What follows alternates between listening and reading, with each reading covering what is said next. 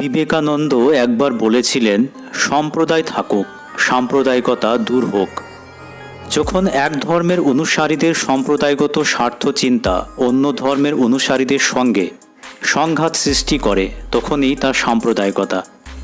এই সাম্প্রদায়িকতায় পারস্পরিক ঘৃণা বিদ্বেষ ছড়ায় এবং রক্তক্ষয়ী সংঘর্ষের জন্ম দেয়।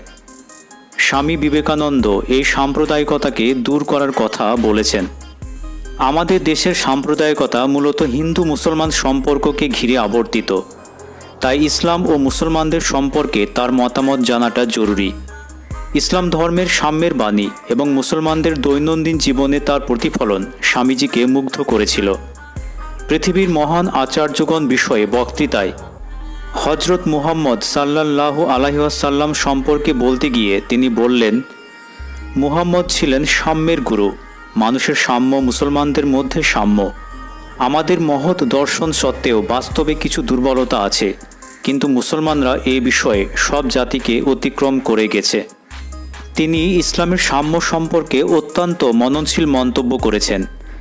যেই মাত্র একজন মানুষ ইসলাম ধর্ম গ্রহণ করল, তখনই সমগ্র ইসলামী সমাজ কোনোরূপ ভেদাভেদ না করে তাকে ভাই বলে বক্ষে ধারণ করল, যা অন্য কোনো ধর্ম করে না। মুসলমান শাসনকালে তরবারি ও অগ্নির সাহায্যে ইসলামের প্রসার ঘটেছে, এই মত ব্যক্ত করেছেন সাম্প্রদায়িকতা দোষে দুষ্ট কিছু ইতিহাসবিদ। কিন্তু ইতিহাসের তন্নিষ্ঠ পাঠক স্বামীজি ভারতের ভবিষ্যৎ নিবন্ধে প্রকৃত সত্য উদ্ঘাটন করেছেন।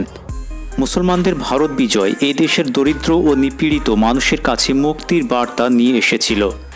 সেজন্যই আমাদের দেশের 1/5 মানুষ ইসলাম ধর্ম গ্রহণ করেছিল। তরবারির সাহায্যে এসব ঘটেনি। এটা বলা চরম মূর্খামি হবে যে এসবই তরবারি ও আগুনের সাহায্যে সংগঠিত হয়েছিল। স্বামীজি মুহাম্মদ সরফরাজ হোসেনকে আলমোড়া থেকে যে চিঠি লিখেছিলেন, তাতে তিনি কর্ম পরিণত ইসলামকে সর্বাধিক গুরুত্ব দেন। তিনি লেখেন, এই জন্য আমাদের দৃঢ় ধারণা যে বেদান্তের মতবাদ যতই সূক্ষ্ম ও বিস্ময়কর হোক না কেন, কর্মপরিণত ইসলাম ধর্মের সাহায্য ব্যতীত জনসাধারণের অধিকাংশের কাছে তা সম্পূর্ণরূপে নিরর্থক হবে। স্বামীজি মুসলমানরা বহিরাগত তত্ত্বকে বিশেষ গুরুত্ব দেননি। একবার এক শিষ্য ভুল করে মুঘল সম্রাট শাহজাহানকে বিদেশি বলায় বিবেকানন্দ তার ভুল ধরে দিয়ে বলেছিলেন, শাহজাহান নিজেকে বিদেশি নামে অভিহিত হতে শুনলে কবরের ভিতর থেকে ফিরে দেখতেন কে তাকে ওই রকম বলছে। মুসলমান শাসন সম্পর্কে মিস মেরি হেলকে লিখছেন, ব্রিটিশ শাসন অপেক্ষা মুসলমান শাসন জনগণের পক্ষে ভালো ছিল, কারণ তা তাদের সর্বস্ব লুট করে নেয়নি এবং সেখানে অন্তত কিছু সুবিচার, কিছু স্বাধীনতা ছিল। স্বামীজি যে অনাথ আশ্রম প্রতিষ্ঠা করেন, সেখানে জাতি ধর্ম নির্বিশেষে সব অনাথকে তিনি ঠাঁই দিতে চেয়েছিলেন। 1897 সালের 10ই অক্টোবর স্বামী অখণ্ডানন্দকে লিখছেন, মুসলমান বালককেও লইতে হইবে বইকি। এই সঙ্গে তাকে সাবধান করে বললেন, মুসলমান বালকদের ধর্ম নষ্ট করিও না। স্বামীজির শিষ্যা ভগিনী ক্রিস্টিন তার স্মৃতিকথা রেমিনিসেন্সেস অব বিবেকানন্দতে লিখেছেন, তার কাছে ভারত কেবল হিন্দুদের দেশ নয়, সকলেই এ দেশের অন্তর্ভুক্ত। আমার মুসলমান ভাতৃবৃন্দ কথাটি তিনি প্রায়ই ব্যবহার করতেন। মুসলমানদের প্রতি স্বামীজির অনুরাগ এবং ইসলাম ও তার ধর্মগুরুর প্রতি তার শ্রদ্ধা ছিল অকৃত্রিম।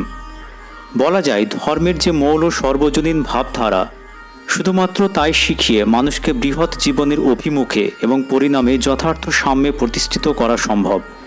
এই ছিল স্বামীজির আদর্শ জীবন পন্থা। বিভিন্ন ধর্মের মানুষের মহামিলনেই শক্তিশালী, বীর্যবান, সর্বসৌভাগ্যময়ী মহাভারতের জন্ম সম্ভব। এটাই ছিল স্বামী বিবেকানন্দের বিশ্বাস। আজকের ভিডিও এখানেই শেষ করছি। ভিডিও ভালো লাগলে লাইক করুন, শেয়ার করুন। আপনার কি মনে হয় বর্তমান সময়ের প্রেক্ষাপটে স্বামী বিবেকানন্দের আদর্শ ও ভাবধারা বড় বেশি প্রাসঙ্গিক? এই ব্যাপারে আপনার মূল্যবান মতামত কমেন্ট করে জানান। আপনি যদি চ্যানেলে নতুন দর্শক হয়ে থাকেন, তাহলে চ্যানেলটিকে সাবস্ক্রাইব করুন এবং পাশে থাকা বেল আইকনটি প্রেস করে নোটিফিকেশন অল করে রাখুন। ভালো থাকুন, সুস্থ থাকুন। ধন্যবাদ।